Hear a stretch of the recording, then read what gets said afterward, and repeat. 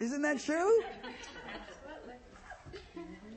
When 5 lanes merge into 3, like after a toll booth, let's say, isn't it like a drag race to see who can get there first? Yes. People are like speeding up so they can be first in line, so they can be 1 car length ahead in life. Think about that right there.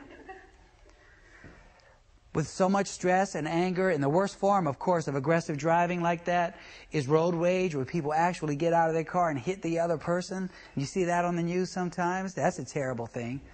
I always like to tell my people in my classes, hey, you don't know. You don't know if that other person has a gun. You don't know if that other person's got a weapon. So if you think you're going to get in a contest with them of flipping them off and cursing at them and saying get on the side of the road, you better watch out. I have so many cases in my classes. I was teaching last month. I had 2 separate classes where people told me they were behind 2 people who were jawing at each other like this on the road, and they saw the shots flying, boom, boom, boom, across. Just pull out a gun and shoot. And that could be you. You know how it is. I talked to psychologists about the best thing that I could tell my classes to relieve stress as quickly as possible, because many times you're on the road and people do things that make you mad. We're going to be talking about pet peeves in just a little while, things that really make you angry. But you know how it is. You're going down the road, somebody cuts you off. They don't use your signal and they cut in front of you, or they cut across 4 lanes of traffic, or they don't let you in when you need to get in, right? Little things, and you get so angry. There's a lot of things. I'm going to tell you the best ones that I have heard from psychologists to help you out. First of all, realize that the people on the road don't know you. If somebody pulls alongside you and starts flipping you off and yelling at you, they don't know you. They never met you before. Usually it's a person who's angry at something else. They're angry at the wife. They're angry at the boss, the coworker who didn't change shifts with them. They're angry at the person down the road who just cut them off, and they're looking for a victim, somebody to take it out on, and it happens to be you. And you did that one little thing they didn't like, and they're coming after you. Get off of the next exit, go to a safe place, try to find a police station if they're following you, but get away from that situation. Let them go hurt somebody else today. Today's not your day.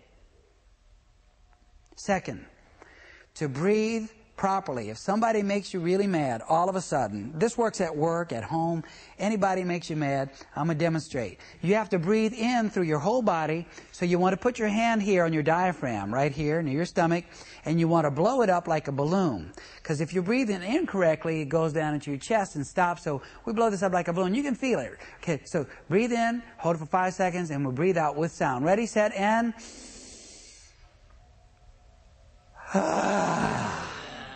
And again.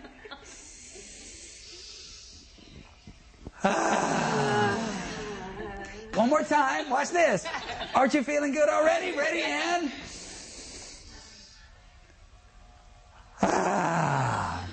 Do that in your car if somebody makes you mad. You know, it's really cool. If somebody makes you mad, like in an argument with them at work, you say, hey, I'm really upset. Just a second. They're going to be wondering what they did wrong or what they did right. Oh, man, I'm so relaxed now. Let's everybody hold hands and sing Kumbaya. Everybody. Validation question number 46 is B.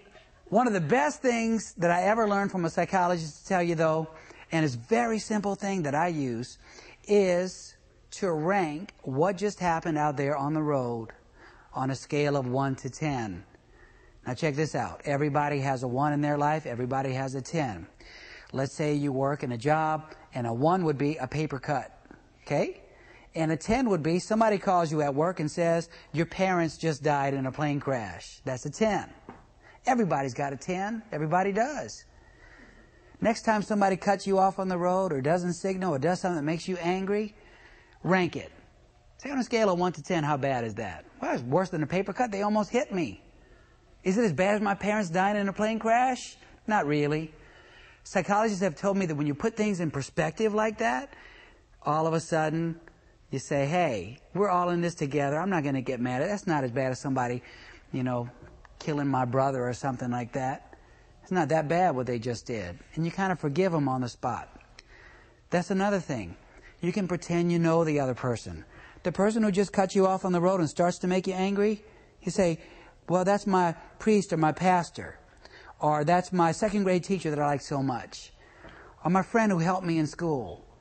If you say to yourself, I know that person, and you think of them in a good light, you get a lot less angry. When I was in Hawaii, I was driving with my best friend one day, and two people cut her off back to back. I said, don't you get mad at those people? And she said, no, I always pretend that they're not aware that they did anything wrong. And that was an amazing revelation to me, because she's not getting mad at these people. And I started saying, when somebody would cut me off on the road, I look at them and they're not aware. They're doing something else in their car. They're talking to somebody, or they're looking the other direction. Cell phones.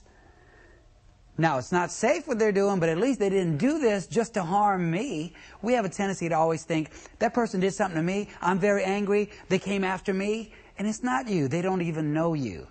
So just relax, chill out, take a chill pill, rank on 1 to 10, pretend you know them, or realize they don't know you, and make sure you do that breathing thing, doggone it, because that is so cool. If ever you're stressed out behind the wheel, psychologists have told me not to listen to anything on the radio with the beat. Like if you listen to rap music or rock and roll music and you're in a car stuck in traffic and you're angry already and stressed out, you get more stressed out because the beat makes you want to go faster. Check that out. So listen to soft music. Get a comedy tape.